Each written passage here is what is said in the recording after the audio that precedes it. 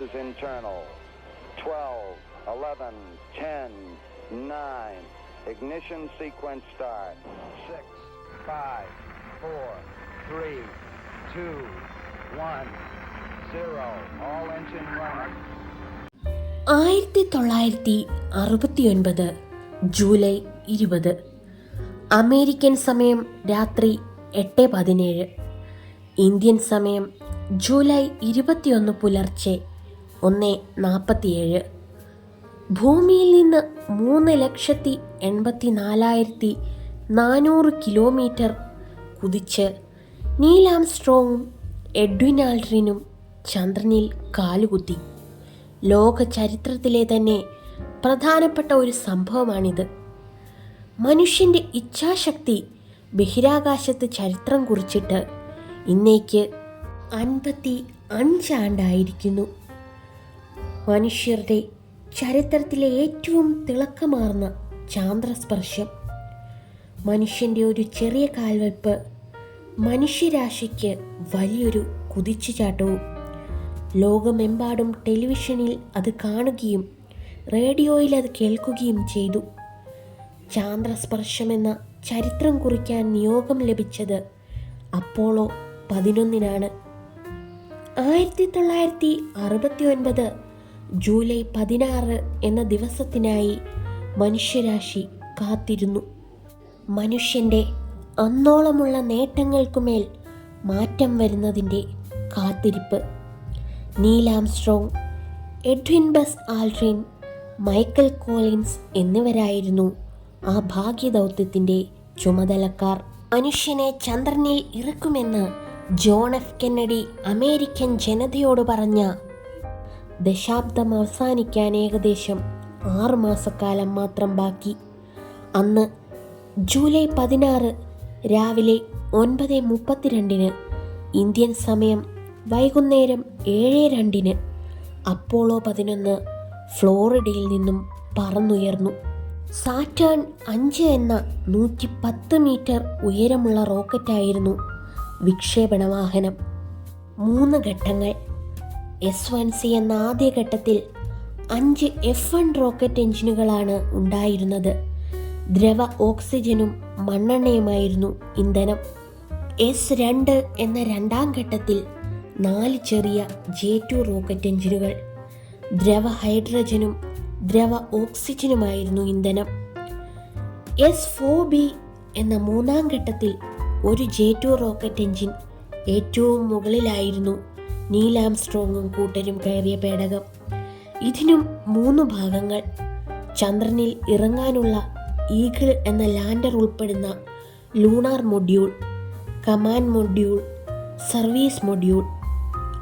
Lunar module ചന്ദ്രനിൽ ഇറങ്ങുമ്പോൾ ചന്ദ്രൻ്റെ ഭ്രമണപഥത്തിൽ ചന്ദ്രനെ ചുറ്റുന്ന കൊളംബിയ എന്ന കമാൻഡ് മൊഡ്യൂൾ, ഇതിന് ഇന്ധനം നൽകാൻ സർവീസ് മൊഡ്യൂൾ എന്നിവ ചേർന്നതായിരുന്നു ഇത്. കമാൻഡ് മൊഡ്യൂളിലായിരുന്നു സഞ്ചാരികൾ. ഇതിനു മുകളിൽ ലോഞ്ച് എസ്കേപ്പ് സിസ്റ്റവും ഘടിപ്പിച്ചിരുന്നു. വിക്ഷേപണ സമയത്ത് എന്തെങ്കിലും ഒരു പ്രശ്നമുണ്ടായാൽ എസ്കേപ്പ് സിസ്റ്റം മൊഡ്യൂളിനെ റോക്കറ്റുമായി വേർതിരിക്കും. അങ്ങനെ സഞ്ചാരികളെ രക്ഷിക്കും. 67 കിലോമീറ്റർ ദൂരെയെത്തി ആദ്യഘട്ടം വേർപെട്ടു. 175 കിലോമീറ്റർ ദൂരത്തിൽ രണ്ടാം ഘട്ടവും. മൂന്നാം ഘട്ടത്തിൻ്റെ ജ്വലനത്തോടെ 190 കിലോമീറ്റർ അകലെ ഭൂമിയുടെ ഭ്രമണപഥത്തിലെത്തിയവർ 1.5 ഭ്രമണം പൂർത്തിയാക്കി ചാന്ദ്രയാത്രാ പഥത്തിലേക്ക്. വിക്ഷേപണത്തിന് 2 മണിക്കൂറുകൾക്ക് ശേഷം ലൂണാർ മൊഡ്യൂളിനെ പൊതിഞ്ഞിരുന്ന പാനലുകൾ മാറി. കമാൻഡ് മൊഡ്യൂളും സർവീസ് മൊഡ്യൂളും ഒന്നിക്കുന്ന പേടകം വേർപെട്ട് 180 ഡിഗ്രി തിരിഞ്ഞ് S4Bയിലുള്ള ലൂണാർ മൊഡ്യൂളിനെ മുന്നിൽ ഘടിപ്പിച്ചു. അതോടെ സാറ്റേൺ റോക്കറ്റിൻ്റെ 3ാം ഘട്ടവും അവസാനിച്ചു.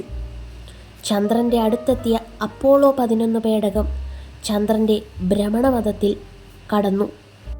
ജൂലൈ 20 ചന്ദ്രൻ്റെ മറുഭാഗത്തുള്ളപ്പോൾ കമാൻഡ് മൊഡ്യൂളിൽ നിന്ന് നീൽ ആംസ്ട്രോങ്ങും എഡ്വിൻ ആൾഡ്രിനും ഈഗിൾ എന്ന ലൂണാർ മൊഡ്യൂളിലേക്ക് കയറി. പിന്നീട് ഇത് കൊളംബിയ എന്ന കമാൻഡ് മൊഡ്യൂളിൽ നിന്ന് വേർപെട്ട് ചന്ദ്രനിലേക്കിറങ്ങി.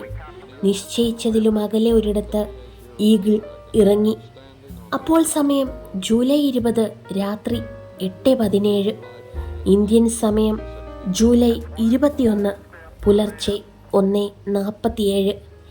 ഈഗിളിൽ നിന്നിറങ്ങിയ ഏണിപ്പടി ചന്ദ്രനിൽ നിന്ന് അല്പം ഉയർന്നാണ് നിന്നത്. അതിൽ നിന്ന് ചന്ദ്രൻ്റെ മണ്ണിലേക്ക് കാലെടുത്തു വച്ചു നീൽ ആംസ്ട്രോങ്. പിന്നെ ചരിത്രത്തിൽ ഇടം പിടിച്ച വാക്കുകൾ. മനുഷ്യന് ഇതൊരു ചെറിയ കാൽവയ്പ്, മനുഷ്യരാശിക്ക് ഒരു വലിയ കുതിച്ചുചാട്ടവും. 19 മിനിറ്റിനു ശേഷം എഡ്വിൻ ആൽഡ്രിൻ ഇറങ്ങി. അവർ ഇരുവരും ചേർന്ന് യാത്രാഫലകം അവിടെ പ്രകാശനം ചെയ്തു. അവിടെ പതാക സ്ഥാപിക്കുകയും ചെയ്തു.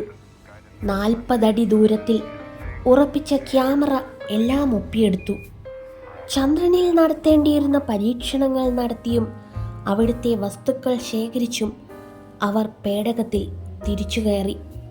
ഈ സമയമത്രയും കമാൻഡർ മൊഡ്യൂളായ കൊളംബിയയിൽ ചന്ദ്രനെ ചുറ്റുകയായിരുന്നു മൈക്കൽ കോളിൻസ്.